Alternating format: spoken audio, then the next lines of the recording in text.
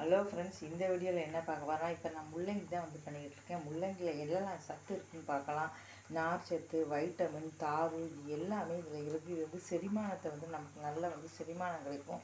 நோய் எதிர்ப்பு சக்தி இருந்தால் குறைவாக இருக்கும். அவங்களாம் இதை சாப்பிட்டோன்னா அதிகரிக்கும். அது போக சிறுநீரக ஆரோக்கியம் இருக்கும். அது போக ப்ரெஷருக்கு கட்டுப்படுத்த உதவும்.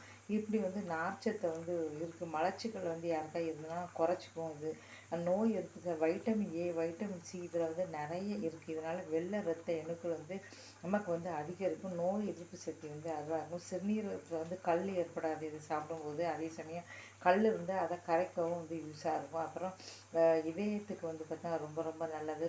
அதே சமயம் சுகர் ஏதாவது இருந்தாச்சுன்னா கட்டுக்குள்ளே வச்சுக்கும். பசி இல்லாமல் இருப்பாங்க, அவங்க இருந்தாலும் பார்த்தீங்கன்னா இதை சாப்பிட்டோன்னா பசிக்கும்.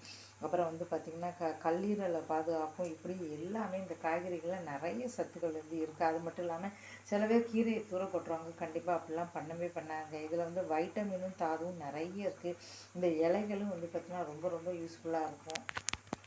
இவ்வளோ யூஸ்ஃபுல்லாக இருக்க முள்ளங்கி பார்த்தீங்கன்னா, இன்றைக்கி குளிர்காலத்தில் பார்த்தீங்கன்னா ரொம்ப ரொம்ப கம்மியாக கிடைக்கும். அப்போ பார்த்தீங்கன்னா இப்போ குளிர்காலம் வந்தாச்சு. இப்போல்லாம் பார்த்தீங்கன்னா ரொம்ப கம்மியாக கிடைக்கும். கண்டிப்பாக வாங்கி சமைச்சு சாப்பிடுங்க. ஏன்னா நம்ம சாப்பிட்ற சாப்பாடு ஆரோக்கியமாக சாப்பிட்டா தான் நோய் நொடி இல்லாமல் ரொம்ப வருஷம் வாழ முடியும். அதனால் கண்டிப்பாக முள்ளங்கி அவாய்ட் பண்ணாங்க. ருசி குறைஞ்சாலும் கண்டிப்பாக அந்த முள்ளங்கி இந்த மாதிரி உப்பு போட்டு நல்லா வேக வச்சு அதுக்கப்புறம் கடுகு உளுத்தம்பருப்பு போட்டு உங்களுக்கு ஒரு மிளகாத்தூள் போட்டு கருவேப்பிலை போட்டு அதுக்கப்புறம் தேங்காய் இருந்தால் தேங்காய் துருவி போட்டு சாப்பிடுங்க. ரொம்ப சூப்பராக இருக்கும். இந்த வீடியோ உங்களுக்கு யூஸ்ஃபுல்லாக இருக்கும்னு நினைக்கிறேன்.